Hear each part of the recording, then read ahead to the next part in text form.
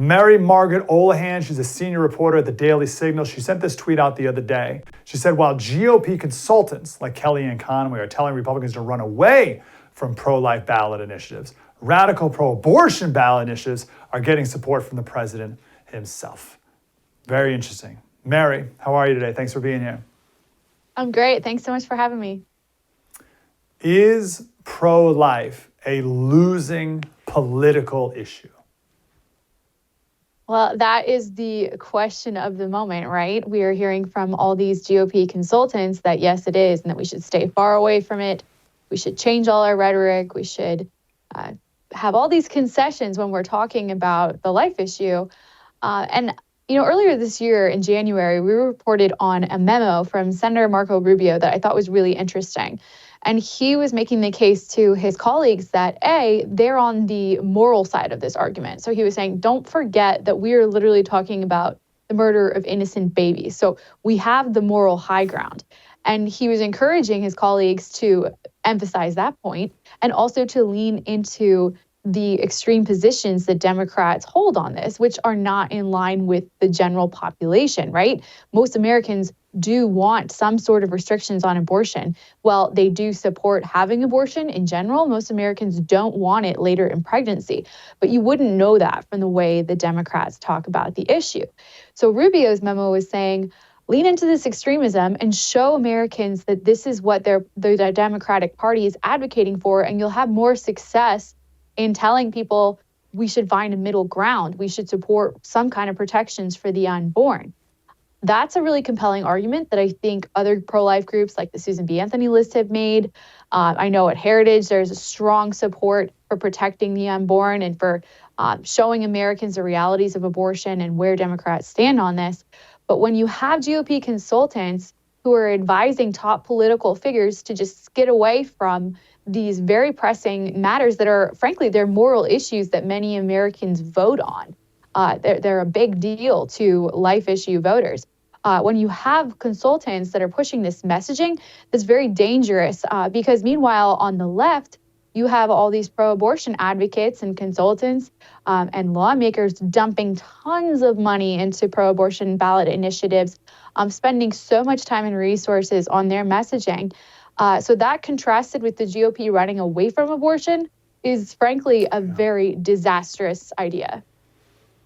Yeah, that idea, the Kellyanne Conway idea of running from it, you've definitely left a vacuum now and a space for the Democrats to come in and take. There's no question about that.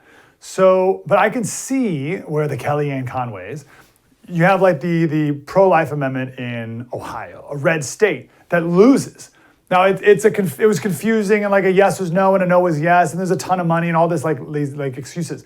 But if we really had if pro-life was a winner, which obviously you and I wish it were, then that would have won going away and we'd be done. It was a red state. What's the problem? So I think someone could look at a state like that and be like, geez, what the heck? We can't even. And then I think the postmortem of 2020 was, it was just a couple months after Roe v. Wade was lost and that killed the red wave.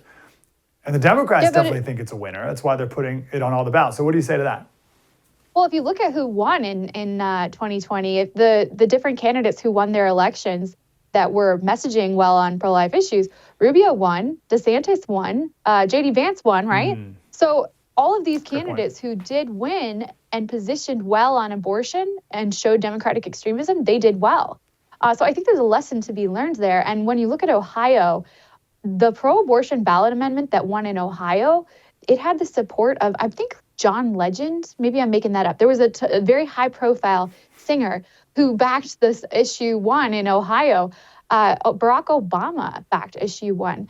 And meanwhile, the pro-lifers involved in that fight, they could barely get the support of politicians from Ohio. I think J.D. Vance was one of the only politicians I saw that put any sort of support there.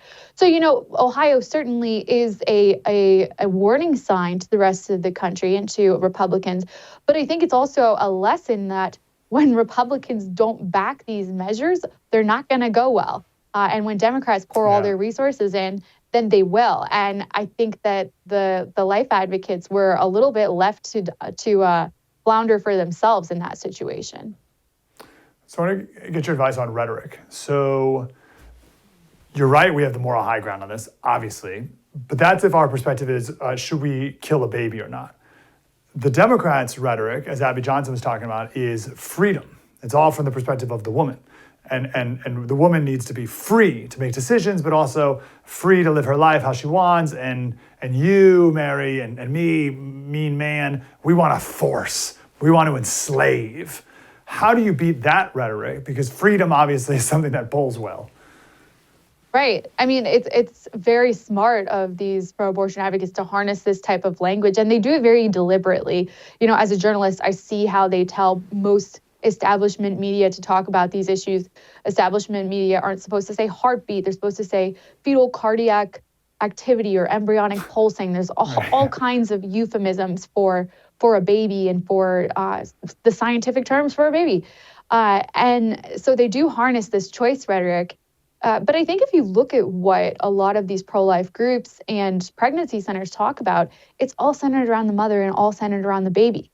And so I often hear Republicans saying, we need to make this conversation more about the mother and about women. And I kind of laugh because I'm thinking, if you were paying attention, you would know that that's what these people on the ground are already doing.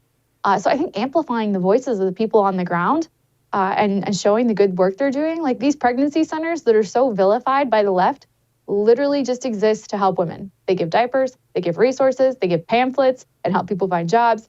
And that's not talked about enough. It's not very cool. It's not very glamorous, but it's hard work. And it's what the pro-life movement has been doing for many, many, many years. What do you think? I totally agree with that. What do you think of Donald Trump's, it seems like pretty moderate stance at the moment of, hey, let's just talk like 15 weeks. And I think the unspoken part of that is, and then we'll work on the rest later. But like, what do you think about the 15-week thing? And he says, DeSantis, you guys are crazy. Maybe in certain parts of the country you can get away with that, but not when you're talking nationwide. What do you think of that as a pro-lifer? Well, Trump's position is in line with the viewpoints of many Americans. I don't necessarily agree with it, and I know that many pro-lifers don't agree with it, but it is in line with the views of many Americans on abortion.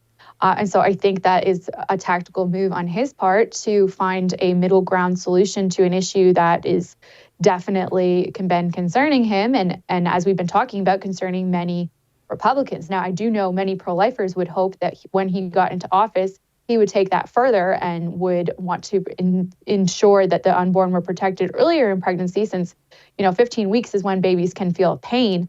But many of us, including myself, would say that we need protections earlier. Yeah. How would you recommend then we pro-lifers proceed on this to win it politically? And there's different conversations, right?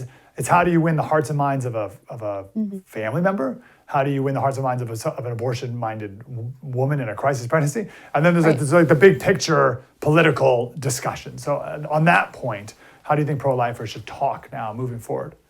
Yeah.